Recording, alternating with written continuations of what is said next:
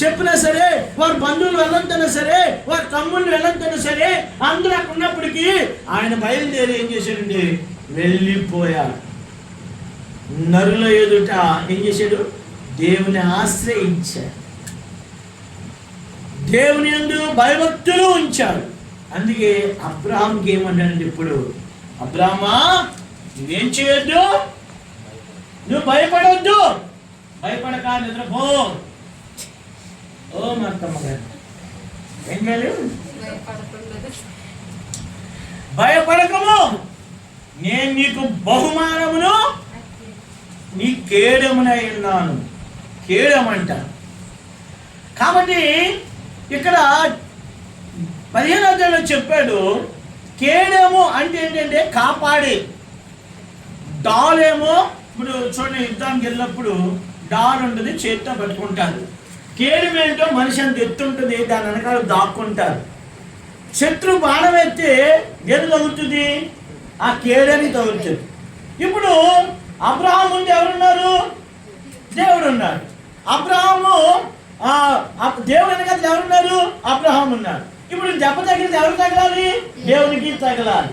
అందుకని పౌలు కొలస్సీ రాసిన పత్రికలో ఏమంటాడంటే, మీ జీవము క్రీస్తులో దాచబడి ఉన్నది. ఎక్కడండి? క్రీస్తులో దాచబడింది మన జీవం. ఇప్పుడు దీన్ని లాగా నేను చిన్నప్పుడు చందమామ కథలు, బాలమిత్ర చదివారా? కథలు చదివారా? తెలియదు అనుకుంటా, ఈ తరానికి తెలీదు. నేను చదివేసేవాడిని, కొనేసుకుని చదివేసేవాడిని. అందులో కథలు ఎలా ఉంటుంది తెలుసా? ఒక రాక్షసుడు ఉంటాడు. ఆ ప్రాణం ఎక్కడ ఉంటుంది? 7 సముద్రాలు దాటుకుంటూ వెళ్ళాలి. మర్రి చెట్టు ఉంటుంది. ఆ మర్రి చెట్టు త్వరలో ఒక పురుగు ఉంటుంది. ఆ పురుగును సత్తే కానీ ఈ రాక్షసుడు సావుడు. ఈయన ఓళ్ళ మీద పడిపోయి ఏం చేస్తాడు తెలుసా? జనాలందరూ పీక్కు తినేస్తుంటాడు. ఈయన కత్తులతో పొడిచినా సావుడు, పల్లెలతో పొడిచినా సావుడు. ఎవర్రా అంటే ఒకటి చెప్తాడు, ఒక 7 సప్త సముద్రాలు దాటాలరా, దాటితే కానీ అక్కడ మర్రి చెట్టు ఉంటుందిరా, అక్కడ పాములు చుట్టూ ఉంటాయి, అవన్నీ చంపుకుని వెళ్ళి ఆ మర్రి చెట్లు త్వరలో ఆ బరిని తీయాలి, పురుగు ఉంటుంది, పురుగుని సంతి సత్తాడు అంటాడు. సరే, అది కథ. ఇప్పుడు మనల్ని శత్రువు ముట్టుకోవాలంటే, మనల్ని శత్రువు చంపాలంటే, మనల్ని శత్రువు కీడు చేయాలంటే మన జీవం ఎక్కడుంది? ఎక్కడుంది? ఎక్కడ చేస్తాడు? గీపలాదు క్రీస్తుల్లో భద్రపరచబడి ఉంది. ఇప్పుడు మనల్ని చంపాలంటే ఈ అపవాది అనే శత్రువు ఎక్కడికి వెళ్ళాలి? యేసు ప్రభువు దగ్గరికి వెళ్ళాలి. యేసు ప్రభువు దగ్గరికి వెళ్ళే దమ్ము ధైర్యం ఉందా? చెప్పండి. ఇప్పుడు మన ప్రాణము సూర్యుడిలో పెట్టాడు అనుకో, దేవుడు సపదాకి వెళ్ళారనుకో, సూర్యుడి దగ్గరికి వెళ్ళాడు ఏమవుతుంది? ఆ సూర్యుడి దగ్గరికి వెళ్ళక్కర్లా, సూర్యుడి దగ్గరికి వెళ్ళక్కర్లా కదా. కొంత దూరం వెళ్తేప్పటికి ఏం చేద్ది? మాడిపోదు. అంటే సూర్యుని కంటే గొప్పవాడు దేవుడు. అందుకే దేవుడు సృష్టి సూర్యుడు. కాబట్టి ఇక్కడ శక్తివంతుడు దేవుడు. అందుకని మనం భయపడక్కర్లా, ఎవరు ఏదో చేస్తారని భయపడక్కర్లా.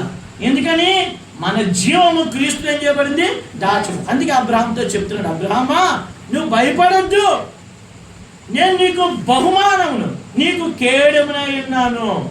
కాబట్టి ఇక్కడ ఆయన నరుల ఎదుట దేవుని ఆశ్రయించాడు కనుక, దేవుని భయభక్తులు ఉంచాడు కనుక అబ్రహాము ప్రాణాన్ని ఏం చేశాడు? దేవుడు కాపాడుతూ వచ్చాడు. దాని ఉదాహరణకు మనం చూస్తే, ఇప్పుడు అబ్రహాం బయలుదేరి వెళ్ళాడు, కరువు వచ్చింది, కనాను వెళ్ళిపోయాడు. కరువు వచ్చింది. కరువు వస్తే ఈయనకి ఏం ఆలోచన వచ్చింది? చెప్పండి, ఏం ఆలోచన వచ్చింది? ఐగుప్తులోనికి వెళ్ళాలి. కరువు ఐగుప్తు దేవుడు చెప్పిన వెంటనే అబ్రహాం వెళ్ళాడు అనుకోండి, కరువు రాకపోను. కానీ అబ్రహాంతో పాటు వాళ్ళు వచ్చారు. ఎవరు వచ్చారు? ఇంకెవరు వచ్చారు? ఊరు నుంచి కనానుకు మధ్యలో, ఊర్లో ఉన్నాడు అబ్రహాము. కనానుకి దేవుడు పిలిచాడు. మధ్యలో వాళ్ళు హారాన్లో కాపురం ఉండిపోయారు. వాళ్ళతో పాటు ఎవరు వచ్చారు? వాళ్ళ తండ్రి వచ్చాడు. తండ్రి వచ్చి హారాన్లో ఉంచేశాడు కొన్ని రోజులు. కాబట్టి ఇప్పుడు గ్యాప్ వచ్చేసిన టైం ఇక్కడ గుర్తుపెట్టుకోండి. దేవుడు ఎప్పుడైతే నీకు చెప్పాడో వెంటనే నువ్వు చేసావనుకోండి, నీకు ఆశీర్వాదం. నేను ఒక మాట చెప్తా. నాకు తెలిసిన ఒక సహోదరుడికి 10 సంవత్సరాల క్రితము, 10-15 సంవత్సరాల క్రితం అనుకుంటా, ఒరే ఒక అమ్మాయి ఉంది పెళ్లి చేసుకోరా అని దేవుడు అక్క చెప్పింది. చెప్తే ఆడు ఎన్ని సంవత్సరాలు వెయిట్ చేశాడు? దాదాపుగా 8-10 సంవత్సరాలు వెయిట్ చేశాడు. మరలా 10 సంవత్సరాల తర్వాత ఆయన అమ్మాయినే పెళ్లి చేసుకున్నాడు. 10 సంవత్సరాల తర్వాత ఏం చేశాడు? అప్పుడు ఏమైపోయింది? వయసు అయిపోయింది. ఇప్పుడు బుడ్డి పిల్లలు. నేను అన్నాను, ఒరే భూమి గుండ్రంగా తిరిగి వచ్చినా ఎక్కడికి వచ్చింది అంటే మా అమ్మ నేను చిన్నప్పుడు, ఒరే నువ్వు ఎక్కడ తిరిగి వచ్చినా నా ఇంటికే రావాలి రా అనేది. అంతే కదా? ఎలా ఫస్ట్ మీ అమ్మ తిరిగి నీతో నాకు పని ఏంటే అనుకుని చెప్పి పొద్దున వెళ్ళిపోతాడు. తిరిగి వస్తే వాళ్ళే ఉంటారు, బంధువులు స్నేహితులే ఉంటారు. సంతి రారా నేను ఉన్నాను అంటాడు. వాడు తిరుగుతారు, తాగుతారు. సాయంకాలం వచ్చి 6 ఇప్పుడే మీ అమ్మ పెట్టి వాడు వెళ్ళిపోతాడు. వీడు నడు రోడ్లు ఉండిపోతాడు. ఇప్పుడు ఇది ఎక్కడికి వెళ్ళాలి? కుక్క తిరిగి ఎక్కడికి వస్తుందో పొయ్యి దగ్గరికి వస్తుంది. అలాగే పిల్లలారా తిరిగి ఎక్కడికి రావాలరా? దేవుని దగ్గరికి. సుగంధ ఎక్కడికి రావాలరా? నేను ఇంట్లోకి పోతా. కోపమొత్తి ఏమంటారండి? ఎక్కడికి పోతావు? పోతే ఎక్కడికి వస్తావు? తిరిగి ఎవడో చేర్చుకోడు. తిండి ఎవడో పెద్దమ్మో చిన్నానో లేకపోతే ఎవడో 1 రోజు పెడతాడు, 10 రోజులు పెడతాడు. ఏంటి 10 రోజులు ఎక్కడ ఉన్నావు అనుకో చూస్తారు. చూసిన తర్వాత ఏమంటారు? చిన్నమ్మ సుగంధి కూర్చొని తింటే బాగోదే, పళ్ళెం తోమన్నది. పళ్ళెం తోముతావు ఏమన్నా కదా. ఇక్కడ ఇంకొక పాస్ ఉంది, పాస్ట్ అంటాడు. తర్వాత పిండి బయలుదేరి చెప్తాడు పారట్టుకుని 10 పొలంకి వెళ్తాను అంటాడు. అప్పుడు ఈ సుగంధి ఏం చేద్దండి? తోముకుంటూ అయ్యో నా జీవితం ఇలాగెంత అయిపోయిందిరా. మా ఇంట్లో పొద్దున్నే 9 గంటలు వేసేదాన్ని. పొద్దున్న ఎన్ని గంటలకి? 9 గంటల లేకనే మా అమ్మ కుంభం పెట్టేసేది, తినేసేదాన్ని. చక్కగా మళ్ళీ తిరిగి వచ్చేదాన్ని, నెల్లు కొట్టుకోదాన్ని, మళ్ళీ వేసేది. ఒక పని కూడా మా అమ్మ చెప్పేది కాదు. ఈ దరిద్రం దగ్గరికి వచ్చేది నేను. కాబట్టి దేవుడు ఎప్పుడైతే మనకి చెప్పాడో వెంటనే పాపాన్ని విడిచిపెట్టి దేవుని మాటకు లోబడితే దేవుడు పూర్తి ఆశీర్వాదంతో నింపుతాడు. పూర్తి ఆశీర్వాదం ఏం చేస్తాడు? నింపుతాడు. కాబట్టి ఈ అబ్రహాము తండ్రి మాట విని హారాన్లో ఉండిపోయాడు. దేవుడు ఎక్కడికి వెళ్ళమన్నాడు? కనాను దేశంలోకి వెళ్ళమన్నాడు. పాలు తేనెలు ప్రవహించే దేశంలోకి వెళ్ళమన్నాడు. ఈ కనాను నుండి హారానికి వచ్చి కొన్ని దినాలు ఉండిపోయిన తర్వాత తండ్రి దేవుడు తీసేసాడు. తీసిన తర్వాత బుద్ధి వచ్చింది. బుద్ధి వచ్చినప్పుడు ఏం చేయాలి? మళ్ళీ బయలుదేరాడు. అక్కడ కొన్ని సంవత్సరాలు పట్టింది. ఆ పట్టినప్పుడు ఏం జరిగింది తెలుసా? ఆ దేశంలో కరువు వచ్చింది. దేవుడి మాట వింటే కరువు రాకపోదు. దేవుడి మాట వింటే కరువు వచ్చింది కనుక కరువు దగ్గర నుంచి ఎక్కడికి వెళ్ళాడు ఆయన?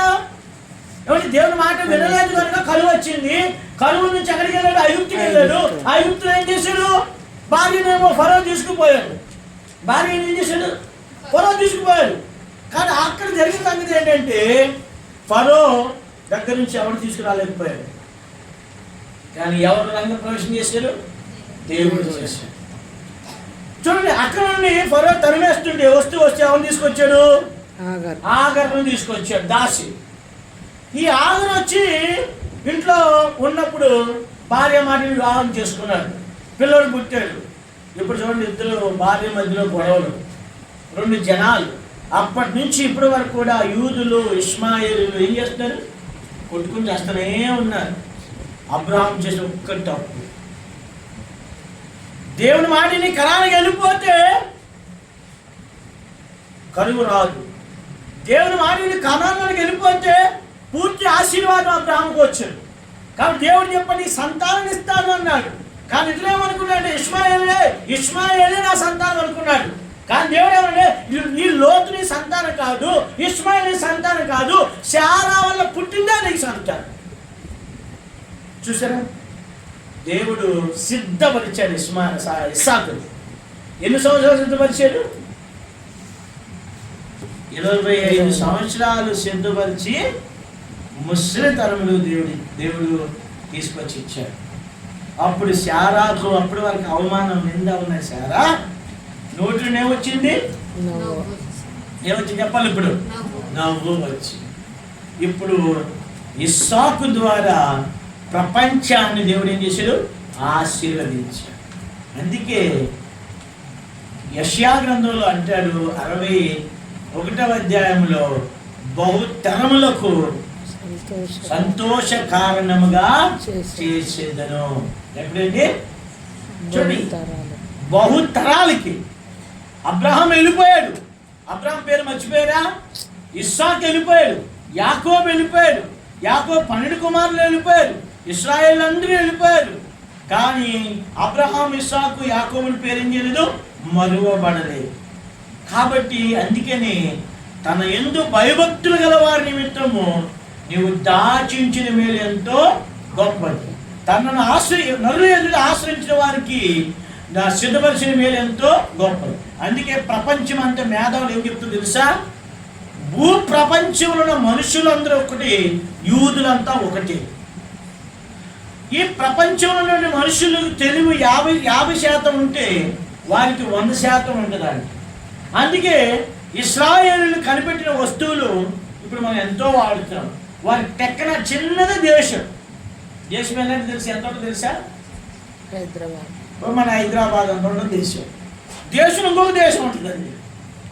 చూడండి, అదే చిన్నదిరా అంటే ఆ దేశంలో ఏముంటుంది? ఇంకొక చిన్న దేశం. ఏ దేశం అది? పాలస్తీనా. చూడండి, అయితే వారు ఇప్పుడు మనం వాడే ఆ యొక్క యాపిల్ ఫోన్ కావచ్చు, ల్యాప్టాప్స్ కావచ్చు, తర్వాత క్షిపణులు కావచ్చు, తర్వాత ఇంకేంటి డ్రిప్ సిస్టమ్ కావచ్చు. ఇప్పుడు పామాయిల్ తోటలోను తర్వాత మిర్చిలో డ్రిప్ సిస్టమ్ వేస్తున్నారు కదా.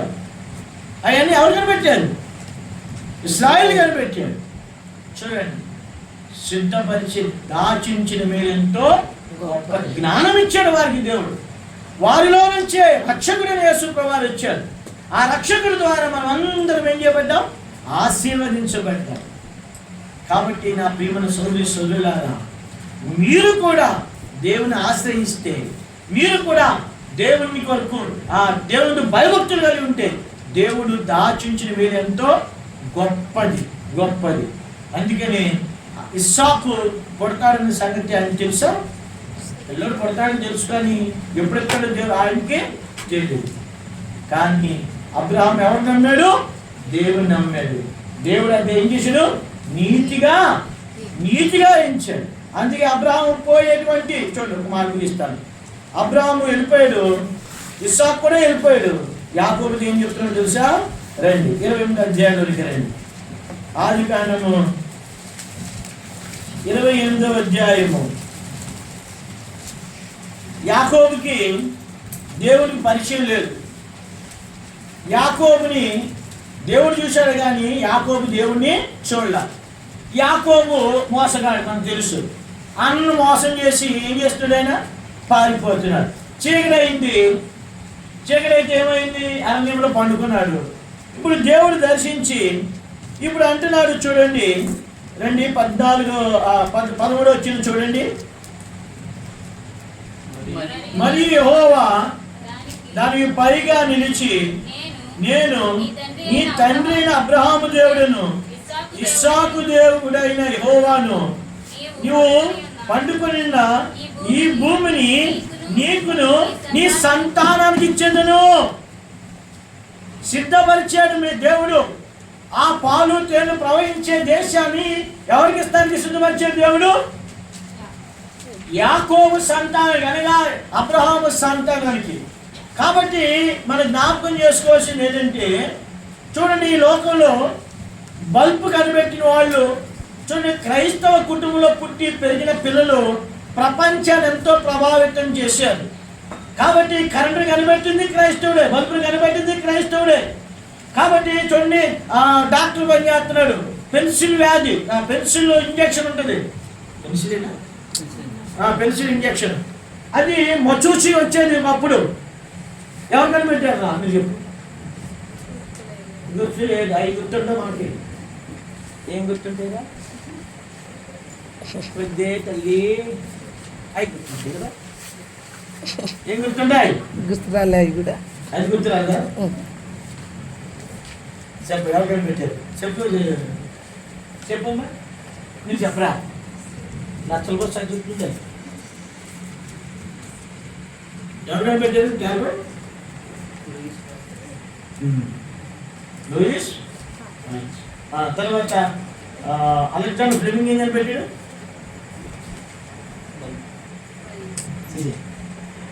Thomas Alva Edison. Graham Bell ఏం పెట్టాడు కదా. కాబట్టి వీళ్ళందరూ ఎవరు చూసుకోండి మీరు. ఏం కనిపెట్టాడు? బైబిల్ చదివారు. చూసారా? అందుకే ఈ థామస్ అనే ఆయన ఏం చేశాడు తెలుసా? బైబిల్ అని వెలిగించింది, నేను ప్రపంచాన్ని వెలిగించి. చూడండి, జ్ఞానము. వాళ్ళమ్మ ఏం చేసింది? ఈ థామస్ అనే ఆయన్ని ఏం చేసింది వాళ్ళమ్మ?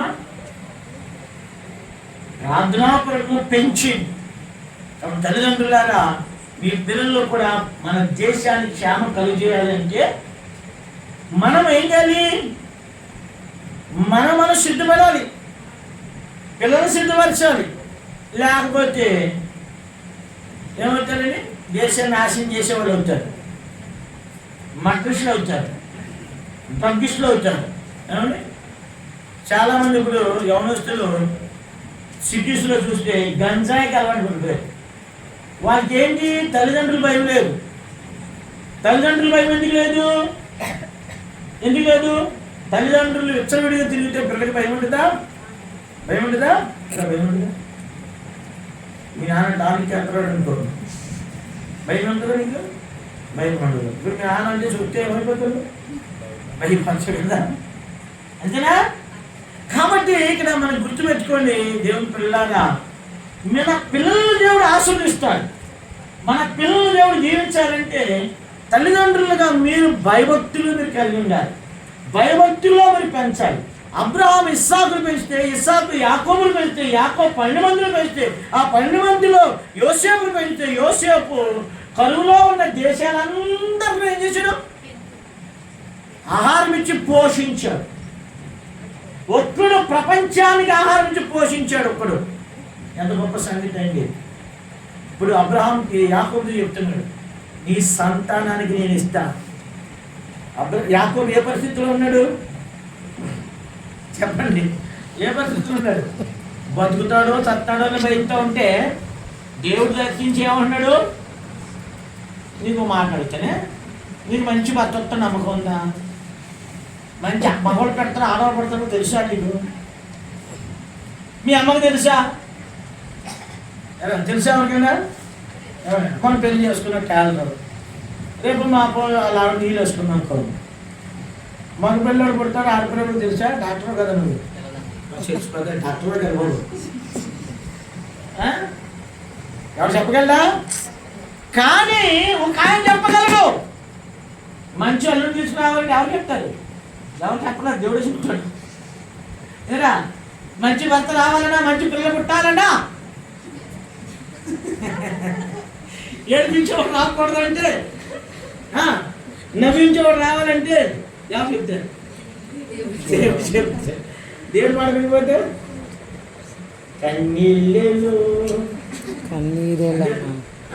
కన్నీరేలమ్మా కలవరమే. అంతేనా? ఏ పాట ఉందండి? పాడరా, నువ్వే పాడు. ఏ రోజు వచ్చి ఏమంటుందండి? ఏడుతా ఉంటుంది.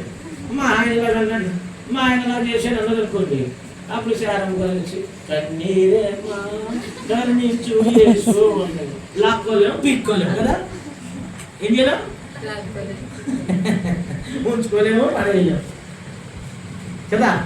అయితే ఇలాంటి స్థితిలో ఉన్నటువంటి యాకోబు దగ్గరికి వచ్చి బతుకుతాడో తంటాడో తెలియదు, ఎక్కడికో లాభం దగ్గర పారిపోతున్నాడు. వాళ్ళ అమ్మ చెప్పింది, మామ దగ్గరికి పోరా బాబు, అక్కడ బతుకు. ఆ మామ చూసింది లేదు, చూసారా? ఆ దారి తెలియదు తట్టా బుట్టట్టుకు సర్దుతుడు, వెనకాలేమో పరాక్రంగా వేటగాడు వచ్చేస్తున్నాడు. ఆడు పాట వేసాడంటే మరి నా స్వామి ఎక్కడ ఉంటుందో, ముందు పరిగెత్తాలో వెనక పరిగెత్తాలో ఎవరికి తెలియదు కదా. అలాంటి సమయంలో దేవుడు ప్రత్యక్షమయ్యి నీకు సంతానం ఇస్తాను అని అనుకోని మళ్ళీ అక్కడికి ఇస్తానండి. ముందు సంతానం తర్వాత సంగతి ఏదో చెప్పుదేవా, దారి చెప్పుదేవా నాకు. ఈ రాత్రి సుగంధ ప్రత్యక్షమయ్యి సుగంధితో అమ్మా నీమా నుంచి కుమారుడు ఇస్తాను అని అనుకోండి. వెంటనే చాలా మంటది ప్రభా కుమారుని ఇచ్చే ముందు మంచి అడుగు చెప్తాను లేదని చెప్పు ముందు. అంతేనేమా మనవాళ్ళు ఇస్తాను అని అనుకో, ప్రభా మనవాళ్ళకి ఆ కోడ వచ్చేది మాకు మంచిగా సొంతదో లేదు అని చెప్పుకుంది అంటాం. ఏమన్నా అంతే కదండి. కానీ యాకోబు ఏం చెప్తున్నాడు దేవుడు? చదవండి ఏం చెప్తున్నాడు చూడండి. పోయి నిద్రపోయింది పర్లేదు, అదొక మనం దేవుడు వరం ఇచ్చాడు కొడుకుని. చెప్పండి ఏం చెప్పండి దేవుడు? చదవండి నా మాట ముగిస్తాడు దగ్గరికి వచ్చేది. తర్వాత 14 వచ్చింది ఏమన్నాడు? నీ సంతానికి ఇస్తానన్నాడు, నీ సంతానం భూమి మీద పిల్లలేరా. ఇక్కడ పారిపోతుంటే దేవుడు ఏమన్నాడు? ఇక్కడ నీ సంతానం ఇస్తానంటున్నాడు. ఆ సంతానానికి ఏమో సంతానం ఉండాలి, ఇసుక వేలు వాళ్ళు ఇస్తాడంట. ఇది నమ్మబుద్ధి అయినా మనకి. కరోనా వచ్చిన టైంలో బతుకుతామని ఆశ ఎంతమంది ఉందిరా? నాకు మాత్రం లేదు ప్రభువా, నన్ను మాత్రం ప్రభువా ప్రతిరోజు ప్లాన్ చేసాం. ప్రభువా నీ దృష్టికి యథార్థంగా నడవాలి, నేను ఎక్కడే తప్పుందో క్షమించు ప్రభువా. సత్య నాకని పోకూడదు కదా మనం. ఆ టైంలో వచ్చి కరోనా వచ్చింది అనుకోండి, అప్పుడు వచ్చిన తర్వాత దేవుడు సుగంధి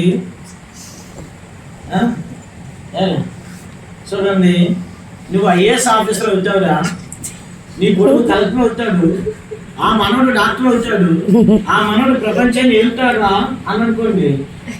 ఇప్పుడు ముందు ఏమంటావు? ప్రభు నన్ను బతికిస్తావో లేదు చెప్పు, అది అడుగుతావా లేకపోతే నిజమే ప్రభు అంటాను? చెప్పండి. ఇక్కడ అంత గొప్ప విశ్వాసం ఉందండి. ఈయన భయంతో సాగు పట్టడం అది ఈయన పడుకుంటే, ఎందుకని ఈయనకి భవిష్యత్తు తెలియదు. ఈయనకి జాగ్రత్త మీరు గమనించండి, మనుషునికి భవిష్యత్తు తెలియదు. కానీ మనం నమ్మినటువంటి యేసుక్రీస్తు ప్రభువారు, మనం ఆశ్రయించినటువంటి యేసుక్రీస్తు ప్రభువారు జీవాధిపతి దేవుడు. అందుకే ఆయన ఏ పేరుందో తెలుసా? ఏ పేరుంది దేవుడికి? వర్తమాన భూత భవిష్యత్ కాలం దేవుడు. జరిగిపోయిన కాలం దేవుడు తెలుసు, జరుగుతున్న కాలం తెలుసు, జరగబోయేది కాలం తెలుసు. ప్రతి లోపల మనుషుల దగ్గరికి వెళ్తే జరిగిపోయింది చెప్తారు, జరుగుతుంది చెప్తారు, జరగబోయేది ఎవరు చెప్పలేడు. కానీ బైబిల్లో దేవుడు అలాంటి వాడు కాదు. అందుకే ఈ బైబిల్ ప్రపంచ చరిత్రలో అన్ని ఆటుపోట్లు తట్టుకుని, అనేక శ్రమలు తట్టుకుని, అనేక హింసలు తట్టుకుని క్రైస్తవ నిలబడిందంటే దీనికి మూల కారణం ఏంటి? మూల కేంద్రం ఏంటి? మూల కేంద్రము భవిష్యత్తు తెలిసినటువంటి దేవుడు. ఆ భవిష్యత్తు తెలిసిన దేవుడు ఏమన్నాడంటే, నీవు నన్ను నా యందు భయభక్తులు కలిగి ఉంటే, నన్ను లేదు నువ్వు ఆశ్రయిస్తే నేను సిద్ధపరిచిన మేలు ఎంతో గొప్పది. ఈ రాత్రి నేను ప్రకటిస్తున్న యేసుక్రీస్తు ప్రభువారు నీకు మేలును సిద్ధపరుస్తాడు. భవిష్యత్తు కారణం ఆయన దేవుడికి తెలుసు, భవిష్యత్తు తెలుసు ఆయనకి. నీవేం చేయబోతున్నాడో తెలుసు. మనుషులందరూ అనుకుంటారు ఇది పాడైపోయాడు, ఇది కుటుంబం పాడైపోయింది, ఇది చెడిపోయింది, ఇంక ఇది బయటకు రాదు, ఈ కుటుంబం ఎవరు బాగుంది అనుకుంటారు. కానీ దేవుడు ఏమంటారు తెలుసా? భవిష్యత్తు వారికి తెలియదు. మనుషులకి అయిపోయింది అంటారు. కానీ బైబిల్ ఉన్న దేవుడు అయిపోయిన దాంట్లో నుంచే మరణములో నుండి జీవాన్ని తీసుకుని వస్తాడు. రూతు అనుకుంది అయిపోయింది, నా విధవరాలు అయిపోయాను, నాకు భర్త లేడు, నాకు పిల్లలు లేరు, నా బంధువులు లేరు, నేను తిరిగి నా ఇంటికి ఎలా వెళ్ళగలను? అందుకే విధవరాలటువంటి ఎవరు నయోముని పట్టుకుని వెళ్ళింది. కానీ 10 మంది ఏంటి దాసురాలుగా వెళ్ళింది. ఏ పొలంలోకి వెళ్ళింది, ఆ పొలంలో ఏమైపోయింది? యజమానులు అయిపోయింది. భవిష్యత్తు ఎవరు తెలుసు? గట్టిగా ఎవరు తెలుసు? ఇక్కడ ఏమన్నాడు దేవుడు యాకోబు దగ్గరికి వచ్చి, అయ్యా నీ సంతానం ఇస్తాను, ఇసుకులేని వాళ్ళు ఇస్తాను. చూడండి తర్వాత ఏమో నీ సంతానము తర్వాత చూడండి, ఇసుకు లేని వాళ్ళకు నువ్వు పడమటి తట్టు, తూర్పు తట్టున, ఉత్తరం తట్టు, దక్షిణ తట్టు వ్యాపించదు. భూమి యొక్క వంశంలో నీ మూలముగాను నీ సంతాన మూలముగాను ఆశీర్వదించబడు. చూడండి, ఎవరిని పట్టుకుని మాట చెప్పాడు? యాకోబు గర్భములో వచ్చేటువంటి యోధా గర్భంలో వచ్చేటువంటి దావీదు గర్భంలో వచ్చేటువంటి యేసుక్రీస్తు ప్రభువారు వలన ప్రపంచమంతా ఈ దినాన్ని ఏం చేయబడింది? ఆశీర్వదించడం. నీ సంతానము వలన, దావీదు సంతానము వలన అనగా యేసుక్రీస్తు ప్రభువారి వలన ఆశీర్వదించబడింది.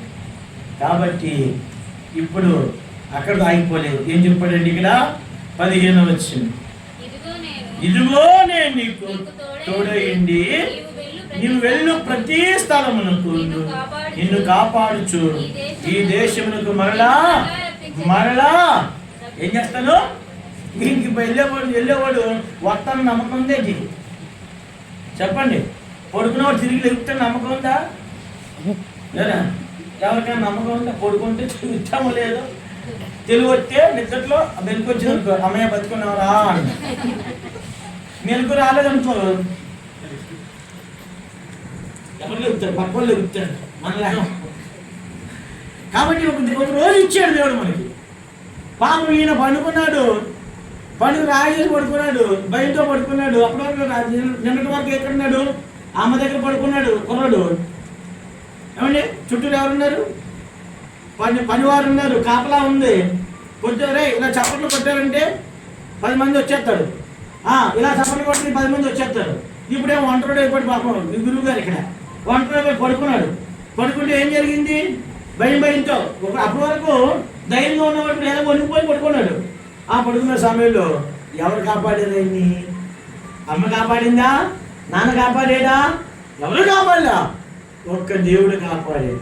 నువ్వు వెళ్ళు ప్రతి స్థలం వస్తా, తిరిగి నేను మళ్ళా రప్పిస్తా. కాబట్టి చూడండి, అందుకే నరులు సిద్ధపరిచిన మేలు ఎంతో గొప్పది. కాబట్టి సోదరు మాథ్యూ దేవుని ఆశ్రయించాడు కాబట్టి దేవుడు ఆ పలువులు బోరేయించాడు. తర్వాత బండి కూడా దేవుడు సిద్ధపరిచాడు. అయితే ఇక్కడ మాథ్యూనే కాదు, ఇక్కడ చిరువచ్చిన నన్ను కూడా అందరిని ఏం చేస్తాడు? దేవుడు దీవిస్తాడు. అబ్రహాము దేవుని వెంబడించాడు, ఇస్సాకు దేవుడు వెంబడించాడు, యాకోబు దేవుడు వెంబడించాడు. కాబట్టి మీరు కూడా వెంబడించినప్పుడు ఈ మాట మీ కుటుంబాల పక్షంగా దేవుడు నెరవేరుస్తాడు. ఈ మాట చూసుకుని నేను చెప్పండి, రండి. ఎక్కడున్నా మనం? ఎక్కడున్నాం? బాగా చెప్పాలి, అంతర్భూజం చెప్పలేదు. రండి, కీర్తన గ్రంథము 30వ అధ్యాయము 18 వచ్చేదాక చెప్పండి. నీ యందు భయభక్తులు గల వారి నిమిత్తము నీవు దాచించిన మేలు ఎంతో గొప్పది. నరుల ఎదుట నిన్ను ఆశ్రయించు వారి నిమిత్తము నీవు సిద్ధపరిచిన మేలు ఎంతో గొప్పది. కాబట్టి అబ్రహాము కొరకు దేవుడు సిద్ధపరిచాడు, యాకోబు కొరకు సిద్ధపరిచిన మేలు ఎంతో గొప్ప మేలు. నిరీక్షణకు ఆధారం లేనప్పుడు వాళ్ళు చూడలేదు, వాళ్ళు దాన్ని చూడలేదు, కానీ వాళ్ళు ఏం చేశారు? నమ్మారు. అందుకే ఇందాక చదివాం, వారు ఎరుగక, చెప్పండి రా, వారి ముగ్గురంట, అబ్రహాము, ఇస్సాకు, యాకోబులు ఏం చేశారు? ఎరుగక. వారు ఏ దేశానికి వెళ్తున్నారో ఎవరికి తెలియదు, ఎక్కడికి వెళ్తున్నారో తెలియదు, కానీ తెలియదు, దేశం ఏదో తెలియదు, కానీ వారు నడిపించే దేవుడు వారికి తెలుసు. అందుకే అక్కడ అంటాడు, వారు దేవుడు అనిపించుకోవడానికి ఏం చేయాలంట? చెప్పాలి కదా, చెప్పాలి. ఎవరు? దేవుడు అంట, దేవుడు అనిపించుకోవడానికి సిగ్గుపడ్డంట. చూడండి, అంత గొప్ప దేవుడు మనకు కలిగాడు. అలాగున యాకోబు కుటుంబాన్ని దీవించిన దేవుడు మాథ్యూ కుటుంబాన్ని కూడా దీవించినట్లుగా చెల్లించిన అందరూ దీవించట్లేదు. ప్రభు మనకు సహాయము చేయండి. మాకు చదివి ప్రార్థన చేద్దాం. మా ప్రియమైన తండ్రి, మీ కుమారుడైన యేసుక్రీస్తు ప్రభువారి నామమును బట్టి వందనాలు చెల్లిస్తూ మీ పాదం మీదకు వచ్చిన అనుగ్రహించిన శ్రేష్టమైన మంచి సమయాన్ని బట్టి స్తోత్రాలు. విత్తబడిన వాక్యాన్ని ఎగిరి ఫలితం చేయండి దేవా. నీ యందు భయభక్తులు గల వారి నిమిత్తం దాచించిన వేలు ఎంతో గొప్పది. నలుగురు ఎదుటిని ఆశ్రయించి వారి నిమిత్తం సిద్ధపరిచిన వేలు ఎంతో గొప్పదని వాక్యము ఆధారం చేసుకుని మా ప్రభు యేసు క్రీస్తు వారిని మాకు మీరు దేవా గొప్ప మేలుగా మాకు అనుగ్రహించారు తండ్రి. మా పాపం